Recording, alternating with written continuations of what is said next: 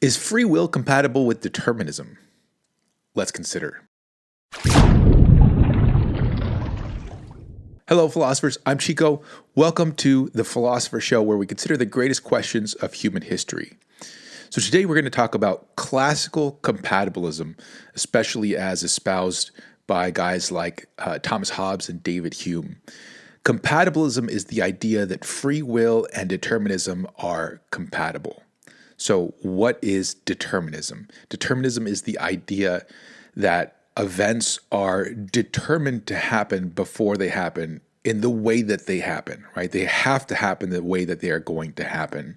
There's no way that they can happen otherwise. And in regards to the question that we're interested in, this would include the determination of our choices as well. Our choices wouldn't be able to go any differently than the way that they went. We would have to choose the way that we choose. Our choices would be determined. If our choices are determined, then the question is, could they still be free choices? That's the question of compatibilism. Compatibilism would say, yes, they can be. They are still free choices. They can still be free choices, even if they are determined. So determinism actually poses two problems, because there are two criteria of freedom, or possibly two different ideas of freedom, and they are the ability to do otherwise and the ultimate sourcehood of choices. So the ability to do otherwise is the idea that you are able to choose other than the way that you chose. So this is best illustrated by the metaphor of the garden of forking paths. So let's say you go to a restaurant. I just went to Kalamata Seafood today. That's my favorite restaurant. Got a little lunch money and I was good to go. Super expensive, unfortunately. But I get to Kalamata Seafood, right? And I have a choice. So there's a node, right? So just imagine my life as a timeline. So I've got a timeline that gets to Kalamata Seafood, and then there's a node. And at that node, there are branching paths, forking paths, right? And one path leads to salmon. One path leads to a tuna boat. This is poke, right? And one path leads to a mix. So I can pick one of those paths. One path leads to depression and leaving without a bowl and tears. So I chose salmon. That's the one I went down. But some would think that free will would require that those be live options, right? That there actually, when you get to that node, that there would be branches that you could actually go down one of those four branches. Well, if determinism is true, then there would only be one branch. Those other branches would not, the salmon branch would be the only branch that existed, because beforehand, based on whatever it is that's determining your choices, and for most people, they would say based on the past plus the laws of nature, right? Based on everything that happened up to that point, plus the laws of nature, my biology and all that other stuff, forced me to choose to have salmon. And I could not have chosen to have tuna once I got to that node. So those are not live paths that I could have gone down. So determinism seems to pose a problem for that view of freedom, but it also seems to pose a problem for the view of freedom where we are the ultimate source of our choices. So I get to the restaurant. It seems like it's a free choice if it's me that's making, if I'm the one doing the choosing, right? That seems to be important for the free will choice. Maybe you need both alternate paths and, or the ability to choose otherwise, to choose other than what you actually chose, and to be the ultimate source. Maybe you just need the ultimate source to be the ultimate source of your choice. I don't know, but it seems like determinism is a problem for both of them, because if it were the case that I had to be the ultimate source for the choice of the salmon bowl, then what caused me on determinism to make this decision? Well, it would be, if it's the past plus the laws of nature, then it would have been like the kind of a person that I am. I'm a salmon guy, right? I love salmon. Something about my biology. Well, did I get to choose my biology? Well, I did get to kind of choose, right? Like maybe I made choices beforehand that maybe I chose to eat more salmon than tuna, and then my body just sort of adapted to salmon. So maybe I made some choices like that. But why did I make those choices? Well, again, those choices were determined.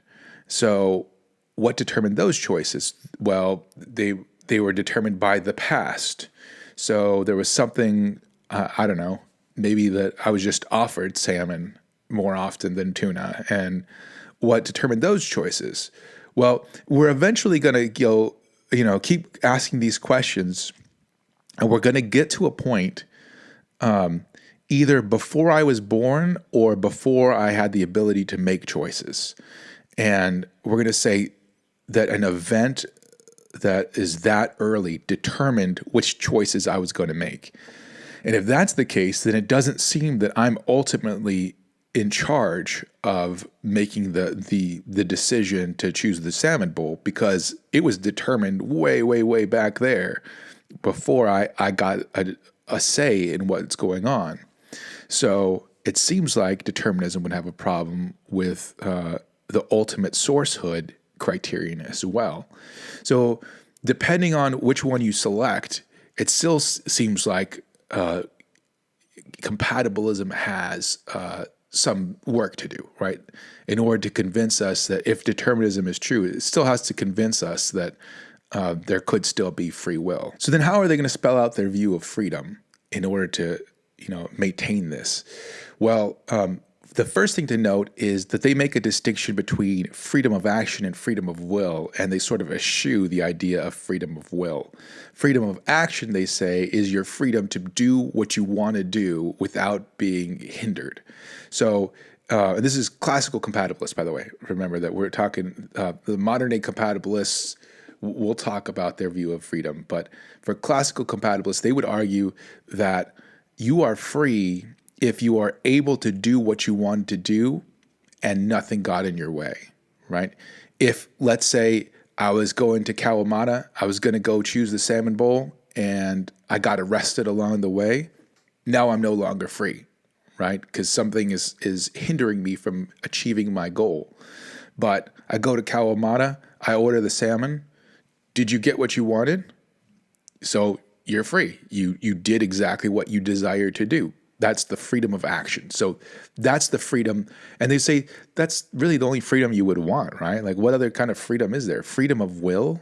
What is that? They would say. They also make a distinction between liberty of spontaneity and liberty of indifference. The liberty of spontaneity is pretty much the freedom of action, that the freedom to choose what you want without impediment, whereas the liberty of indifference is the ability to choose without the causal determination of anything, including things like desires. Now, they would say, think about how crazy that sounds. The liberty to choose even without wanting, right?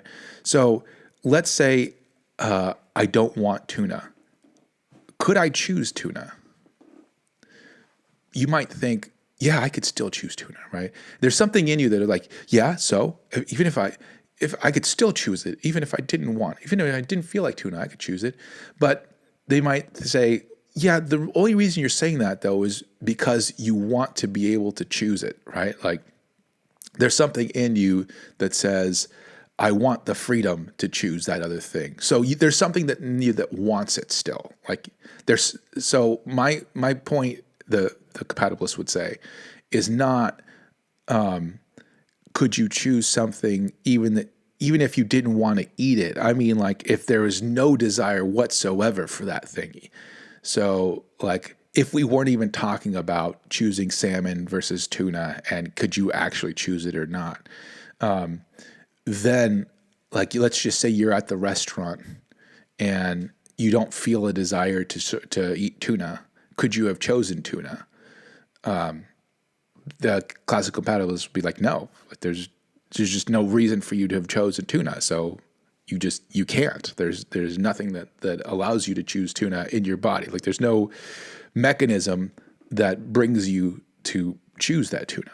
So they would say that that's an impossibility. True freedom, they would say, is only the liberty of spontaneity, liberty to choose what you want, choose your desires without impediment. Now, there are some objections to that, because what about people that choose with compulsive desires? So I think you could have, you could talk about people who are addicted then in this case. Like, what about people who are addicts and they just choose to drink, for example? So I don't know, hopefully this isn't TMI, but I'm an alcoholic. I haven't drank in like 20 years, something like that. So, I have no desire to drink anymore. But when I did drink, it was weird. So I don't know, like these compulsive desires, it is really weird because I would drink and it was really, really hard to stop. And yet I still I still think I had the ability to stop, right? Every time I had the choice. So I don't know what I think about this objection. Don't you still have the free will to stop, even if they're compulsive desires? Because I think every time I picked up a beer, like I still could have said no. Every time I picked up a shot, I could have put it down. I don't know. It's a really weird idea. Like if you've ever been addicted to something, it is a weird experience, man. Because like I stopped for a while, and then I thought, dude, I'm good, right? Like it's been a long time since I've had a drink. I'm gonna try to like just drink mellow, and I'm gonna be totally fine. And I hit it up again. And let me tell you, like, if you ever get addicted, do not ever try it, because it was a mess. Like, right off the bat, at the very beginning, I could have like one or two, and I would be okay. But then I just started having more and more, and sure enough, like I just couldn't stop. I couldn't control myself. So yeah, I don't know what I think about this objection. Maybe it's a good one, maybe it's not. There's also the objection that what if you have a psychosis that includes full hallucinations, so that, like you're experiencing a full-on hallucination and you're making decisions. Are you really choosing your own free will? And in that case, I think you still are choosing by your own free will. Like you're still making decisions. It's just that they're ill-informed decisions. Like you're judging the hallucination to be correct, and it's not correct. So I don't know that this is a good objection either. I'm not saying that compatibilist is right. I'm just saying that I'm not sure that these objections are good. Anyway, because freedom is just getting what you or doing what you want without impediment, they say, look, there is no problem between free will and determinism. The two don't actually come into conflict at all. So then they end up concluding that this is just a pseudo problem. This is not an actual problem. And they attribute this pseudo problem to a number of different possible confusions that they claim. So for example, some argue that incompatibilists, people that basically are rejecting compatibilism, that they confuse or they generalize from certain types of causes that do curtail freedom. Things like coercion, compelling, and constraining causes. Those things definitely curtail freedom. To causation in general, to say that all causes curtail freedom. And because of that generalization, that illicit generalization, they think that there is a problem between free will and determinism when there shouldn't be. This is especially the case, by the way, if you follow along with David Hume's view of causation. So there are two views of Hume on causation, and one of them is incredibly austere, and especially if you follow this one, which is funny because like I always find like philosophers that follow it's like people will generally accept this view of causation except for in real life. Like nobody actually believes it, but they'll just like everybody will believe it in philosophy. I don't know. But Hume said that causation is nothing more than constant conjunction. So one thing that always follows another. So for example, does watering a plant cause it to grow? No, what happens is you water, then the plant grows, and that that sequence of events always happens. It's always like in that order. Water comes down, plant then grows, and because that always happens in that order, then your mind devises this causal connection and says, there must be, I'll enshrine this into a cause. Water causes plant to grow. So if that's what you think about causes, then of course, then causes don't have to be like these coercive, like kinds of things that force one thing to happen in a particular way. So they say, therefore, causes don't have to necessitate their effects. So, like my choosing the salmon does not have to be necessitated by my biology and my, past and all that kind of stuff. Even though it's caused by those things. Another argument they say is that incompatibilists confuse causal laws with legal laws. Causal laws, they say, are just descriptive. They describe what happens in the real world. They describe regular events following other events. So we say that, again, watering the plant causes the plant to grow just because one event always follows another event. Whereas, but we don't it's not the case that we're saying, hey, water the plant, you better grow, right? Whereas legal laws are like that. Legal laws are prescriptive. They tell you what to do, and they attach some kind of punishment if you don't. So they say one of the arguments the compatibilists give is that the incompatibilists have confused the two kinds of laws and have thought that causal laws are like prescriptive laws. To be honest, neither one of those arguments are really all that convincing. There are plenty of incompatibilists today that are not making those mistakes, and they are giving pretty good arguments. So I don't think that you really should pay that much attention to these arguments. The real interesting thing for us about classical compatibilism is how do they try to explain the ability to do otherwise?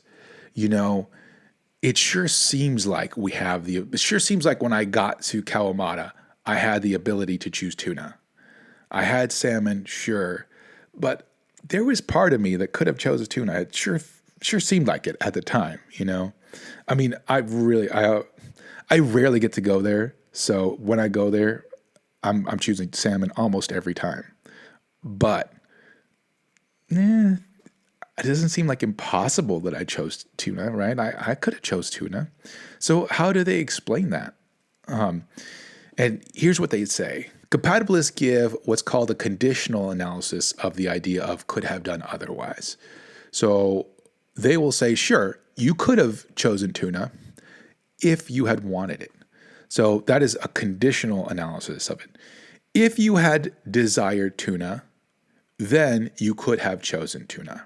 So to say that X could have done Y is to say that had X desired Y, then X could have chosen Y. And that's all that it is. Now, an objection you could give is that, isn't it the case that I couldn't have had any other desire than the one that I have on determinism? If determinism is true, then I'm determined to have the desires that I have. So how could I possibly have done otherwise? Yeah, that's right. But consider a couple of counterfactuals. I could have chosen tuna. I could have chosen hamburgers. One of those is true and one of those is false. It is true that I could have chosen tuna, but it's false that I could have chosen hamburgers. Why?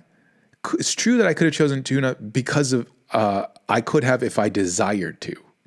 But it's false that I could have chosen hamburgers because they don't sell hamburgers at Kalamata, even if I had desired to. So notice the difference between those two counterfactuals. In the one case, it was just a matter of my desires, and that made it a true counterfactual. In the other case, it wasn't just a matter of my desire. There was an impediment getting in the way of my free will, right? Of my freedom, I should say. So in that case, I didn't have the freedom. That made my counterfactual false. This, they would say, shows that you do have a freedom that tracks with your desires. Now, this is all well and good, but as far as classical compatibilism goes, it was almost universally accepted that it failed. And the reason is because of a counterexample given that seems to show that the idea of you being able to act on your desires without impediment does not necessarily make you free. So take the following example. This is the famous example, is that a girl named Danielle is psychologically incapable of wanting to touch a blonde-haired Labrador, not laboratory. So I don't know what happened to this child in her childhood, but something happened where this blonde-haired blonde-haired labs just freak her out. She can't touch them. So for her birthday, her dad brings home two puppies, a blonde-haired lab and a black-haired lab, puts them both down on the ground, says to Danielle, pick up whichever one you want, and I'll take the other one home. Back to the pound or whatever, wherever, I don't know, the pound or the dog store, the dog store. And Danielle, of course, picks up the black lab and doesn't touch the blonde lab. Doesn't freak out about it, but just goes straight to the black lab, picks up the black lab. Oh, I like this one, Daddy. I'll name him Midnight. The question is, was Danielle free to choose the black lab, or was she not free? And the problem is that she chose based on her desire. She had a desire to choose the black one, but she was psychologically incapable of choosing the blonde one, right? It was impossible for her to choose. So it doesn't seem like she was actually free to choose the blonde one. It seems like that based on her psychology, she was forced to choose the black one. So she acted with freedom of action and yet did not seem like she was free. So for that reason, it seems like compatibilism did not give us an adequate understanding of freedom. So at least classical compatibilism. But again, we'll in future videos, we'll expound and see that compatibilism is not dead. So stick around for those. And don't forget to like, subscribe, comment, share this video, and to help me out by hitting up my Patreon page, link in the description. And I'll see you in the next video. Adios.